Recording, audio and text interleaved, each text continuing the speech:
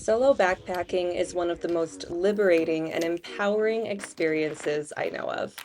But it can also be overwhelming and anxiety producing, wondering what kind of mistakes you're going to make when you're out there alone. Hey Adventure Buddy, my name is Sarah, and these are 10 mistakes me and the people I've guided on wilderness trips have made that you need to avoid. One of the biggest mistakes people make is overriding their fear response.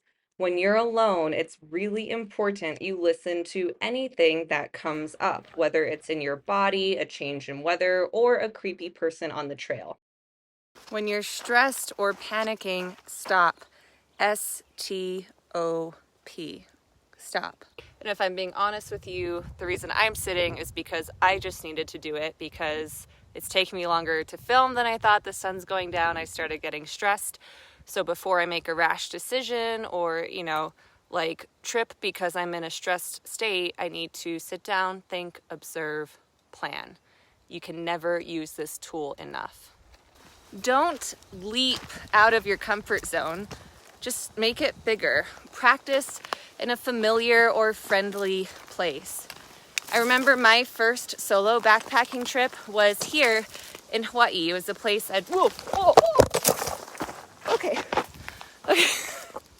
Even though I didn't get afraid twice, I am still so skittish. That's embarrassing. So before I freaked out, I was saying that my first solo backpacking trip was somewhere familiar to me. I wasn't doing a new thing, solo backpacking, and making it harder by doing it in a new place, in a new environment, with new gear. Give yourself not 100% jump out of your comfort zone, just like a 10% increase in the size of your comfort zone. This is uncharted territory for me. I'm so excited, and I'm all alone.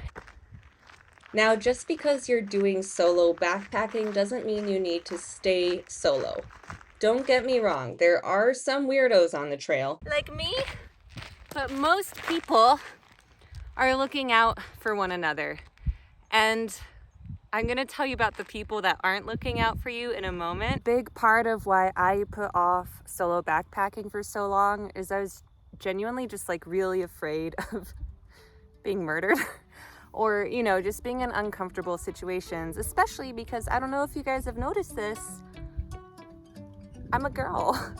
And that makes me a little more vulnerable as much as I don't want to admit it. When I section hiked the Appalachian Trail with my dad, there was a day we got separated. We're gonna have a Snickers today. Snickers. Yeah. The weather was really bad that day and even visibility was low. He's in his 70s, his body and memory aren't what they used to be, and I was worried he got lost. I couldn't reach him on our phones, and the only way I found out where he was and whether or not he was okay was because I talked to other people on the trail. Dad and I were literally able to play messenger by talking to the people who passed us. My worries were put to rest. On top of that, these other hikers also told me at a particular camp spot you could order pizza to your tent, which Dad and I enjoyed very What a hot much. shower. Tough life. Tough life. One of the absolute biggest mistakes you can make is not having your map downloaded before you get on trail. As we say in survival, it's better to have it and not need it than need it and not have it. Always download your map using something like All Trails, Gaia, or Onyx, or Guthook, and tell someone where you're going. Also tell them when you'll be back, and ideally, set a check-in time so they know you're safe at night. Because the truth is, by the time you realize you're lost, it's too late. Don't screw yourself over. Always bring a backup map and don't rely on cell service to help you navigate. And on that note, If you truly want to feel empowered and safe on your solo adventure, you need to know some basic survival and first aid. Listen, as much as I do want you to do your first solo backpacking, check this out. Oh yeah, man, I found an apple tree. Yeah. Sidebar like this, being able to have a magical discovery while you're out here on your own is part of why it's so important to pay attention to all your surroundings, not just the trail. The more aware you are, the safer you'll be, and the more likely you are to find treats like this. Actually, is really good. beautiful day, beautiful find. This is why you gotta go solo backpacking. And with that apple, I am feeding creatures, which is another thing people get wrong. So many people are afraid of big animals when they're backpacking alone, but the truth is that These are the guys you gotta worry about more, and believe it or not, you can actually eat them. They don't taste that bad, kind of lemony. Trust your gut. If a person, a place, if something doesn't feel right in your body, you don't need logic. Listen to that. Because as much as I'm encouraging you to do a solo backpacking trip, there are some very real dangers. But the good news is you already have the tool you need to trust your gut. If you're literally or metaphorically, internally, whatever, running around like a crazy person, you gotta remember To stop. S.T.O.P. Stop. Classic survival rule. But perhaps the hardest time to do that, or really anything with a calm demeanor, is when night comes.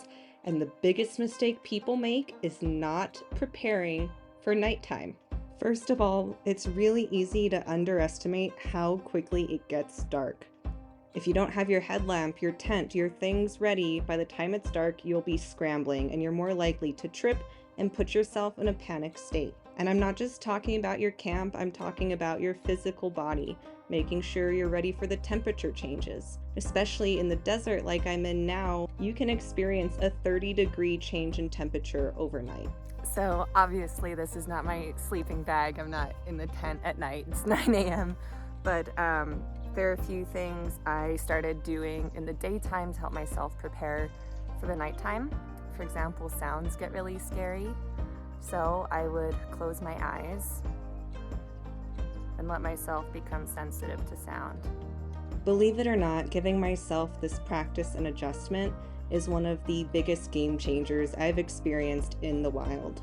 And it speaks to the biggest mistake I made that I hope you don't. What? It's really dry out here. It's bad for the skin. Seriously, a week ago I looked like this. My biggest regret is focusing too much on being a badass and getting the fastest known time instead of the happiest known time. To help yourself get the happiest known time, watch this video here to see the 3-step process I use every trip to have a great trip. And for those of you who want to know what I was freaking out about in this moment, honestly can't believe I'm admitting this to you, but it was just a leaf. I thought there was a bug and I freaked out.